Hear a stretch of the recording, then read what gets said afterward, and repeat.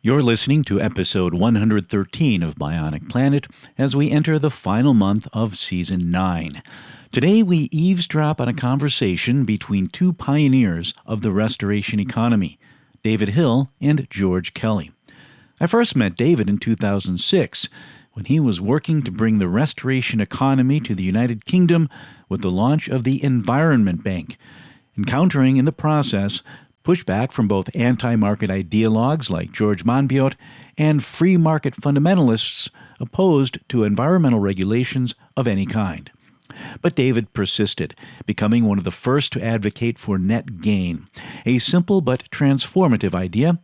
When we develop land, like building houses or roads, we should be legally required to give back to nature more than we take away. Imagine a patch of land with plants, animals, and trees, or in David's case, habitat for endangered newts.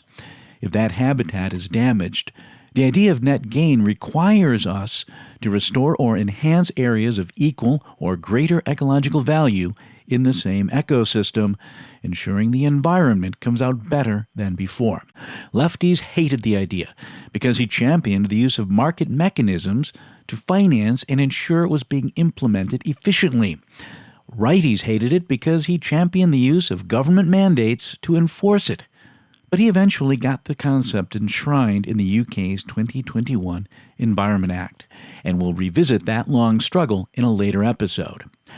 Now, this is a concept I used to talk about a lot on Bionic Planet before getting pulled almost exclusively into climate finance over the past 2 years.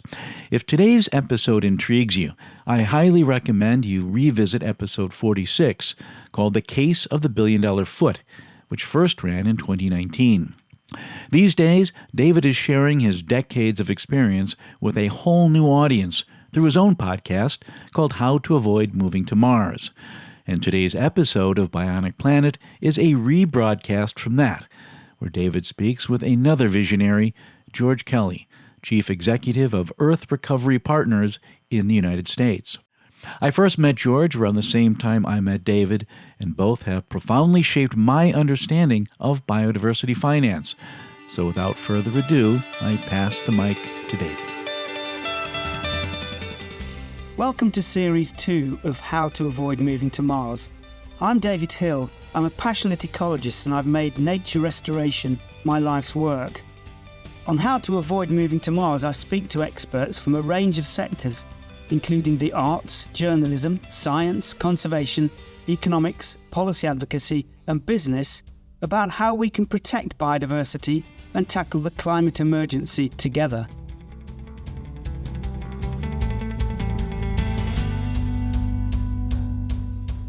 Well, I'm delighted to be joined today by George Kelly, who's the Chief Executive of Earth Recovery Partners in the US. I've known George for probably over 20 years or more, and he's been an amazing advocate for mitigation banking and doing things properly to land to make nature economically visible. And George, it's been a great pleasure to have known you over those years, and you've certainly helped me a lot in my career when I got into biodiversity offsets all those years ago, and you've already been there and done that and worn the T-shirt. So I've been grateful, hugely grateful for your advice over the years, and delighted that you've agreed to be interviewed on my podcast, and it's really nice to see you. Great to be here, David. Well, George, you've obviously had a very distinguished career in the land-based sector, and I thought maybe you could talk us through your career from where you started and the companies that you've established and moved on and how you've developed them over time. I'd be happy to. It's quite a journey. One of the things got my master's in environmental law. I was an environmental studies major in the early 80s, late 70s. So it was at that point in time when I came out of law school, law firms were basically looking at the environmental issues, including Superfund in the U.S. And so when I got out of law school, I was the environmental law department of a law firm called Oberkaler, Grimes and Shriver, and practiced for 11 years. And as part of that effort, we were doing a lot of permit work relative to natural assets, but also a lot of cleanup under the Superfund law, which came in place in 1980. But what you learned, and what I learned as part of my master's program at the Vermont Law School, was that there's these opportunities for market-based solutions, and I was super intrigued. There was something called transfer development rights in the U.S., where you basically could trade density within certain regions, and Lake Tahoe was an example of that, and really intrigued me. But at the point that it hit home to me was a lot of people viewed in the environment as a cost center to their development activity as opposed to an asset approach. And to me, this notion of market-based solutions for nature was really the solution.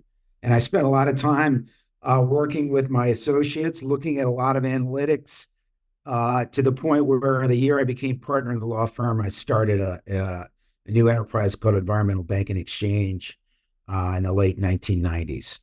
And my belief was that environment is an asset, and it was not a cost center, and there was a real opportunity to also provide solutions for those who were needing mitigation in the evolving Clean Water Act mitigation requirements. And we can get into those particulars. But so that started late 90s, and we became one of the leading enterprises in the U.S. On that approach. I will tell you, the rules were very loose. They were actually just guidance. They weren't even regulation. And it created a lot of issues in the early years about, who does mitigation. And we had to fight the fight in those years to basically fight things called in-lieu fees, which basically were an impactor could pay money into a fund and basically have a state or an NGO do some kind of restoration work to achieve the permit obligations. And it was very loose. There was no real standards. And what we were finding is those in-lieu fees were set very low, and that many of them hadn't delivered at all. State of North Carolina, we had $60 million of in-lieu fees collected in the 90s, early 2000s, and only 10 acres of wetlands on the ground restored. And what they did is they used the monies for different purposes. So the state said, well, we're going to supplement our watershed planning, but the point is that wasn't the purpose of why the monies were collected in the first instance. And the Corps basically held them to account, which was great. And the Corps is the regulatory permitting authority in the U.S. And the Corps basically said, here's your debit ledger, where's your credit ledger? And you got 10 acres on the credit side, and you had 10,000 acres on the debit side. You're well short. You got to go deliver. And that created a lot of issues for the state of North Carolina, because they were running an in-lieu fee program, and that almost forced them to go to the third-party deliverers like ourselves, and that company was Environmental Bank and Exchange, among others, and we kind of made our name in delivering as third-party deliverer under that program in North Carolina, but also doing mitigation banks. And then in 2014, EBX was in 7 states. I was I was president of the National Mitigation Association. I led the effort on trying to drive the Federal Mitigation Rules, which is legislation at the congressional level, to basically create a level playing field for all forms of mitigation. And that was very transformative, and that was the 2008 mitigation rules. A lot of private equity came into the game at that point, and we then merged in 2014 with a group called Resource Environmental Solutions out of Houston. We were about 100 people in about 15 states, and then when I left, it was about 1,000 people in over 20 some states in the U.S. And we were the largest ecological offset provider in the world for biodiversity and Clean Water Act types of mitigation. And that was, so we merged in 2014. And then in 2016, KKR, one of the largest private equity firms in the world, bought a majority share of Res. And I left in 2019, but stayed as a strategic advisor to the board till 2023. KKR has since had Onyx also join into the investment cycle in 2023. So KKR and Onyx, I think Onyx is now the majority owner of Res. So it's a very PE oriented enterprise. And as I say, I left in 2019, and now I'm on my fifth chapter in this space. And basically, I've gone back to my roots, and where I'm trying to do is my partner and I are trying to support young enterprises and projects in the environmental market and nature-based solution space. And that includes, our mantra is to help others solve the environmental problems of the world. And what we found is a lot of times the issues with young enterprises is, that they either aren't capitalized right, or they have too much capital and it weighs them down, or they're not in a strategic part of the market inappropriately. And so we help in all forms with young organizations and also with projects. But we're no longer the project developer. We're trying to drive others, the next generation, to do this work, and we want to create the muscle memory within the enterprises we're working. So it's been super exciting working in not just only the biodiversity offset realm, but also carbon and water, which includes water quality and water rights. So there we are, David, and on my fifth chapter. That is amazing. And in the US, you've been ahead of the game from Europe's perspective for many years, and you were figureheading it all. Fantastic. I mean, just a really pretty extraordinary and awesome undertaking what you've achieved. And I know, obviously, we know of Res, and what a great thing to do, to be able to help people in the sort of beginning of their careers build these intensive businesses that can actually solve many of the environmental problems of the world that we're creating. Fantastic. So just going right back to the beginning, maybe, did you have an interest shaped in the natural world and nature as a child? Yeah, David, that's an easy answer. Because my mother, who just passed away at 94 in November of 2023, was my inspiration. I always tell people I'm in the family business, and they say, "Oh, what is your dad? What did your dad do?" And they know, this is my mom. Since the 1960s, she was an early rabble rouser, taking on many activities, but she became and drove what's called the National Affairs and Legislation Committee of the Garden Club of America. And you would think, okay, Garden Club's, a nominal advocacy group, but they evolved into one of the most prominent advocacy groups in DC.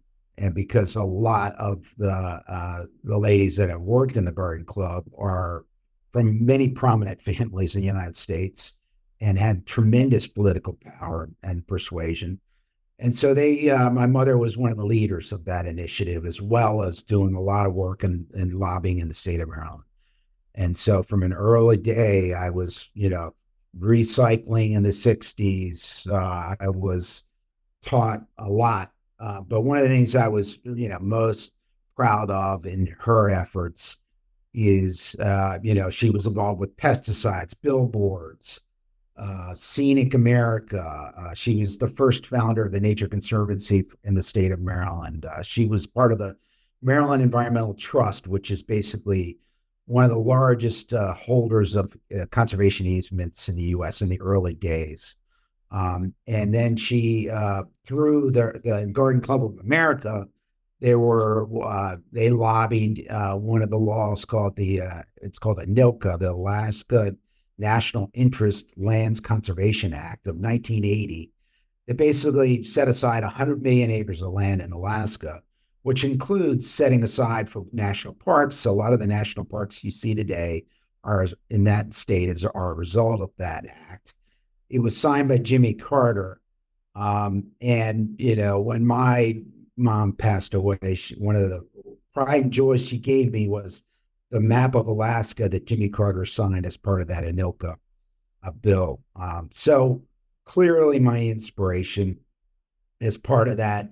And also, David, because I was educated so early in that realm, I was an environmental studies major and a double major political science at Tulane University in New Orleans, where they didn't even have an environmental studies program. I had to create it. It's like one of the first people to ever do it in that university. And now they have an entire building on this stuff. And then I got my master's in environmental law, including my law degree at Vermont. And there were only two universities at the time on that basis. So through my mom's inspiration, I pursued that path and I've never left it. Well, I'm obviously sorry to hear of her passing. 94 is a good age, and what a legacy she left, though. My word, and extraordinary. And you're tremendous legacy. Phenomenal legacy, just incredible. And 100 million acres. That's just mind blowing compared to what we're dealing around in the UK with. But includes national parks, BLM, this, that, and so it really set the framework for being in Alaska as we know it today. Oh, amazing! Right, Jimmy Carter deserves a lot of credit as well. He certainly does. Yeah, he certainly does. But what a fantastic story! Well, moving that forward, how does mitigation banking, for example, work in the US? I mean, I know you mentioned the in-lieu fees, and we've seen that try here, where people collect together money and then it gets not necessarily mismanaged, but it just doesn't do what it's supposed to do. And a lot of the NGO sector think that they can do it, but it never leverages enough finance. So, So how does the sector work in the US for mitigation banking? And I briefly mentioned, I'm not going to go into great detail, but we had in-lieu fee, and then we had what's called permittee responsible mitigation, where the permittee can do it themselves. And then we had this third-party mitigation idea, right? And those are the three forms of mitigation that were around in the 90s, because it was the private sector that drove this idea of mitigation, meaning it was no net loss pronounced under the Clean Water Act, but nobody gave it any definition. And so then when people were trying to get a permit, they were saying, what do I need to do to mitigate? And so those three forms evolved: this in-lieu fee, PRM, the permittee responsible mitigation, and then third-party mitigation, which we evolved to something called mitigation banking. And so, the idea of mitigation banking came about as guidance, where they said, well, why don't we allow this to be mitigation to be done in advance, to be serving a service area, and to allow us to serve multiple permits as opposed to just one. And you take away, you promote broader scale restoration in that instance, as opposed to this postage stamp mitigation that was happening, back of a Walmart, a 1 acre wetland that has no functional bearing. And so there was a real movement of that. But the issue was, as I mentioned earlier, in-lieu fees were promoted by the states and the NGOs, and they weren't delivering, and they were subject to differing standards, and mitigation banking had very high scrutiny. You had to have everything in advance. You had to have the land locked up, and our credits were more expensive. And so that's why we said we need a level playing field, that you can't have in-lieu fees subject to a different set of rules where it's an IOU and nothing's ever done, or it's done at a lesser standard. And you haven't even identified your land. You haven't got an easement. You're not really doing full-fledged restoration. So we had all those issues, and there was guidance in 95 that first recognizes this third-party delivery. And then in 2003, we got the Federal Mitigation Law passed that drove the federal mitigation regulations. It took them 5 years to enact those regulations. So they call them the 2008 Federal Mitigation Rule. And that basically says, we have seen that the National Academy of Science says that the most protective form for the environment is this mitigation banking, because it's done in advance. The land's locked up. You don't get credits until the easement's in place. We then issued credits over time. And so that became the highest preferred approach of mitigation in the US under those rules, which was interesting, David, because we had to fight NGOs to get those rules in place. We had to sneak that law into the Iraqi appropriation bill because the NGOs would support it. And why I thought that, and we were like, this is raising the standards. This is higher integrity. This is more transparency. You should be in favor of this, but they were not. So we got that passed, and the rules are in place.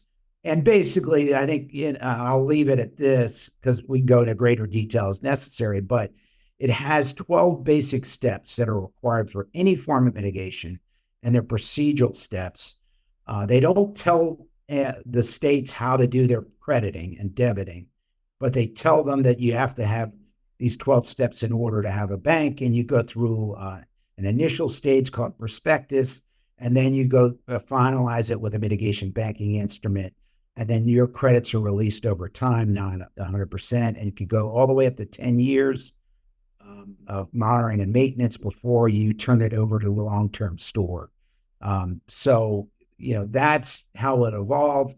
That's how it works. I think the essence is these 12 basic steps, including things like site control, baseline analysis, crediting and debiting, which is left up to the regions to determine how that works. And I think that's important because each region is a little different. The arid parts of Colorado are different from the super wet areas of the southeast of the U.S. And so you're going to have to come up with different crediting approaches that emphasize where you go. But at the end of the day, it is no net loss. And that is of acres and functions. And that is supposed to be with the North Star for any kind of mitigation, which means you can't just protect an existing wetland and claim that it is no net loss, because it is net loss. And so there is some form of restoration, enhancement, or creation that you're required as part of that uplift to achieve that no net loss. It takes up to 3 to 5 years, David, though, to get approved. And this is really a big issue. It is a big issue, yeah.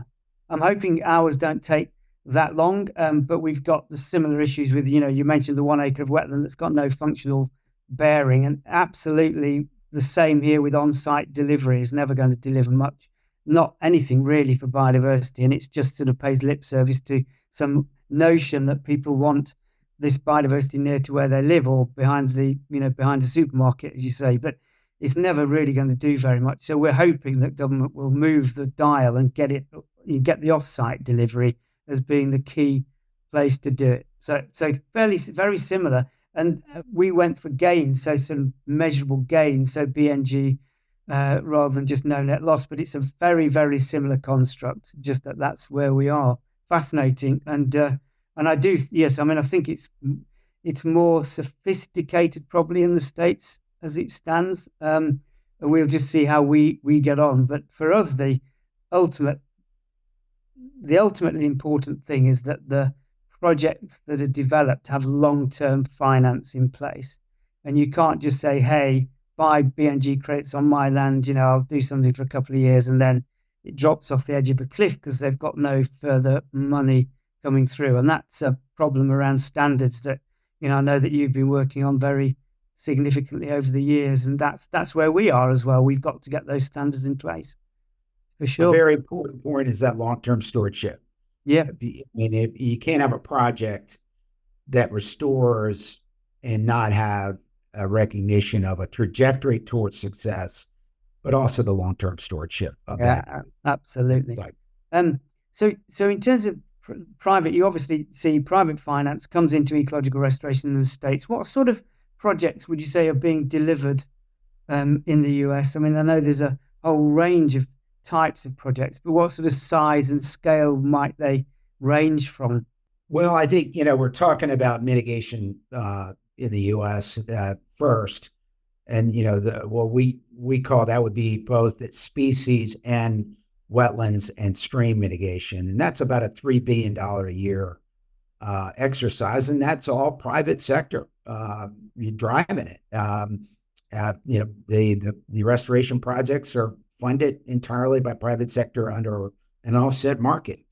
And that's the beauty of the offset market. You're not involving public dollars to achieve that. So, tremendous work on that front. I think you're anywhere from 100 types of private different bankers in the U.S., and it runs the gamut. So that's one form where you're using the regulatory offset provisions to drive that. But there's also green bonds. We're seeing the role of green bonds where for wildfire protection, and folks like Blue Forest have created this pooled funding to promote wildfire protection in advance of fires in California. Using a unique green bond model, we've seen green bonds or environmental impact bonds in the stormwater world in Washington, D.C., where private sector is investing in those bonds to support certain types of stormwater solutions in Washington, D.C. We've seen public-private partnerships, and I think this is a big one that I have been pushing, particularly in the area of stormwater, where basically certain governments may have requirements to achieve compliance with certain water quality criteria, and the municipalities are fulfilling those requirements, and they may outsource some of their needs to private sector through third-party delivery, basically taking a page out of the mitigation handbook, if you will. And the third party delivers with a high integrity, with long-term stewardship, and sells as a credit. And that may be funded by the public sector, but they may not pay until you achieve certain performance-based criteria, which enables the public dollars to go further, because they may say, we're not going to pay until you put the projects in the ground and have achieved success. And that could be a 5-year cycle. And so those dollars go longer. The early pre-development work gets done by private sector. So that's a really interesting scenario that we see. We all know about ESG and the investment side of private investment. In the U.S., we've taken some hits recently because of some of the politics that have come about, where some people are questioning ESG investments. They think it's prescriptive, and it's created some uncertainty, but there's still tremendous amount of investments in that side. And then pooled funding, this idea of saying, can we have public and private go hand in hand with certain projects? And we're seeing some of that in the carbon world as well. Tremendous role for private finance. And I would tell you, if we're not looking at it, our frameworks for ecological restoration to allow for private finance, now I think we're not doing it right. Sure. So it's super important to leverage those monies that are still in the sidelines. And where do you think the growth in these environmental markets is most likely to take shape? Well, I think offsets, obviously the evolution of offsets, and the UK is a good example. February 12th of 2024, you've just enacted the biodiversity net gain criteria and how you go about that. To see that around the world, I think is a real opportunity. Australia is another place where there's been a lot of history of offsets. And we think there's more worldwide activities for offsets. When you think about offsets, it's not just biodiversity. We have something called nutrient offsets in the U.S., where there are markets addressing nutrients and saying basically any new development has to offset their nutrients. The other side is water rights. And places like Arizona are saying, if you're going to build anything new, you're going to have to showcase that you are offsetting use, or you're going to provide for 100 years of use of water rights in some other capacity to make up for the water that you're going to be using. And so those frameworks can be applied in many contexts. Green bonds, we see, I think, are really strong in many different applications. What I like is this performance-based criteria, this public-private partnership where you're leveraging private finance and private third-party deliverers to deliver solutions where the public only pays when those solutions are provided. And we're finding that they're better projects because they're tied to the end use performance goal, but they're also cheaper because a lot of the work done by the public sector tends to be super expensive, inefficient, because you have to procure 10 different times, 10 different types of approaches for one project. Design, construction, permitting, stewardship. Each one has to be separately procured, becomes super expensive versus just procuring once on a performance-based approach. It's really exciting, and I think that it is a good model for ecological restoration. And I guess that the whole environmental market system or sector is going to mature, isn't it, in the next 10 years? It's going to be very different in 5 or 6 years to what it is now. And I think there will be a number of big players that come in, invest ethically, and get the reputation and values out of relationships with landowners, farmers, and others, as well as developers and corporates. And those are the ones I think that will succeed.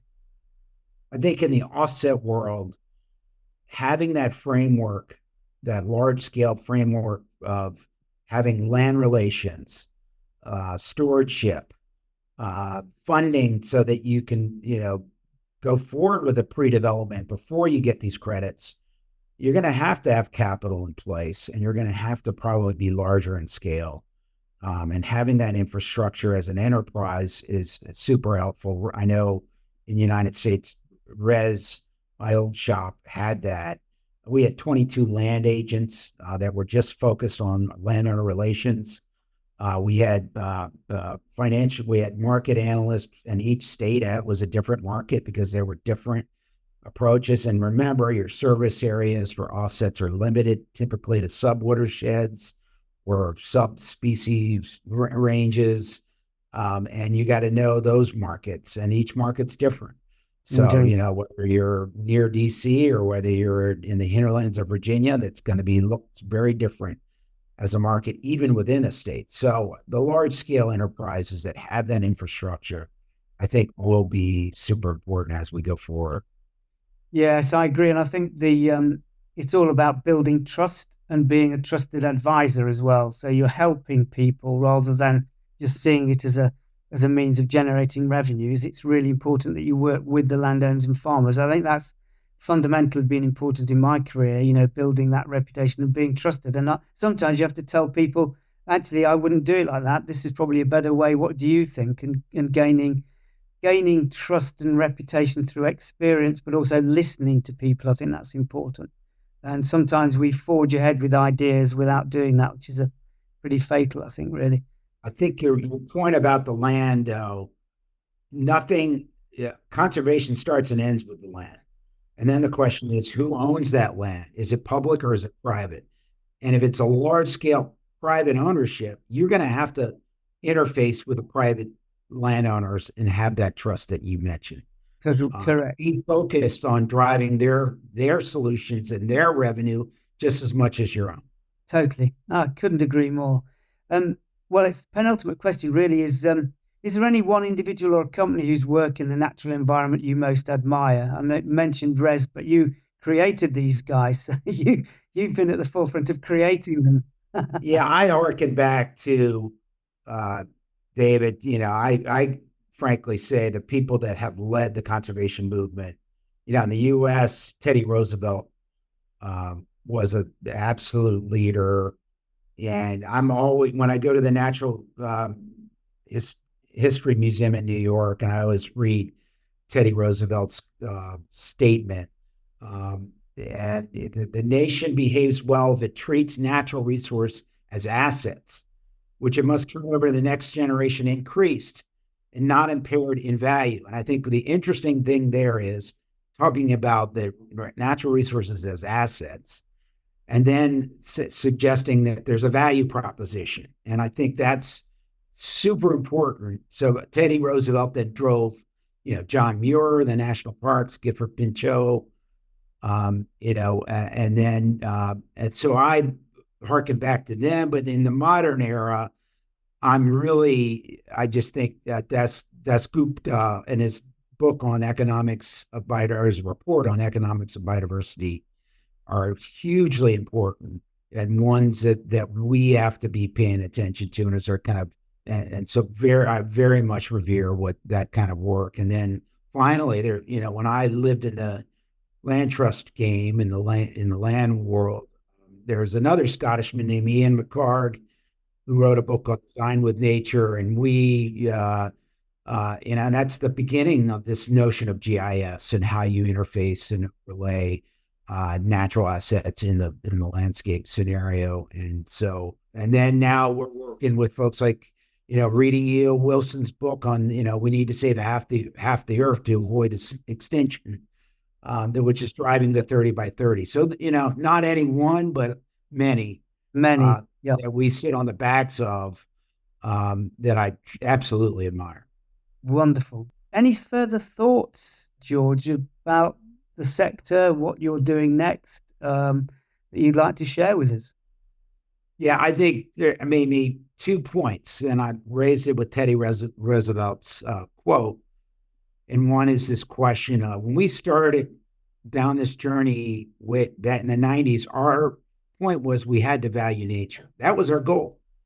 And we're using offsets as a kind of a permanent value, but we're not recognizing the inherent value of nature.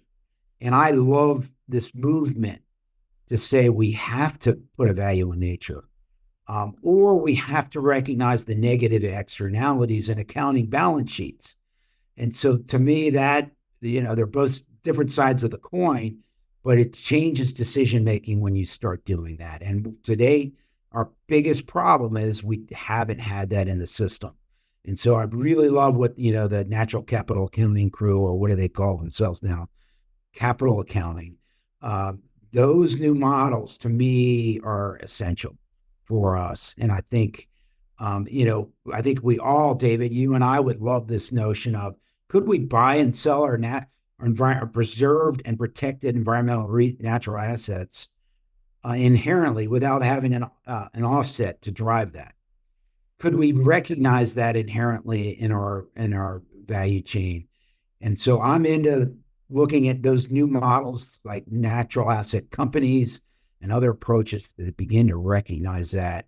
And how do we get there beyond offsets? Offsets are a great new stepping stone to this inherent value. And then the second thing is this notion of business models. Like, how do we operate as an enterprise? We've had these public purpose business models, but I love what Patagonia has done with their perpetual business trust and saying environment is our shareholder. We're going to have an operating group that we're still going to be commercial, but we have our ultimate goal as the environment as our number one shareholder. And how you create these new models, really intriguing. And what Patagonia has done, I think, is something we all can look at. I think it can be transformative, because I believe, frankly, we're in the U.S., I'm a little bit jaundiced about where we sit politically. We can't seem to do anything. But working at the corporate level is an area where I think there's just tremendous opportunity. Corporate and finance could be transformative to where we sit. Yeah, I'm with you on that. I think that is the next big move. So getting the financing through the corporates where they recognize inherent value. And always remember the statement that, the removal and the destruction of natural capital in the natural world has a cost to us. If it has a cost, it has a price. And if it has a price, it has a value. And until now, we haven't done that. We've actually zero valued nature. And it's subsidized everything that we do. 55% of global GDP relies on what nature provides, and yet we still haven't managed to understand that. I think it's now happening, and I do think that that's the biggest shift in our understanding of the earth and our place within it. And we've got to, because the alternatives are pretty catastrophic. So we've got to work on that, and that's what I'm devoting the rest of my time to, I think, is making sure we do just that and we value nature for its inherent importance. It's really critical. Yeah. And you well know, being in the offset world, it's a stepping stone. It's a permit value. It's not the inherent value of that asset, but it's a great starting point to begin to recognize that value. But we got to move to that spectrum of it, like you buy any and sell any asset, to really recognize it for its true value. And permit value is just one small piece of that value proposition. And I think that's, where we got to go. I also will say the other stepping stones that I think are really important are these, we lived in the world of compliance markets. You're in that world in the UK now. But this movement of the voluntary markets and what they can do in carbon, in biodiversity, and water. But, I love this notion of, okay, if there's mandatory disclosure, you might start driving actions of corporates to embrace net zero in the carbon world, or to embrace nature positive in the biodiversity world, which one then, and to support that through funding as well, to ensure that their balance sheet recognizes that neutral, either nature positive position or net zero position. Those are really interesting models. The problem you have is being voluntary.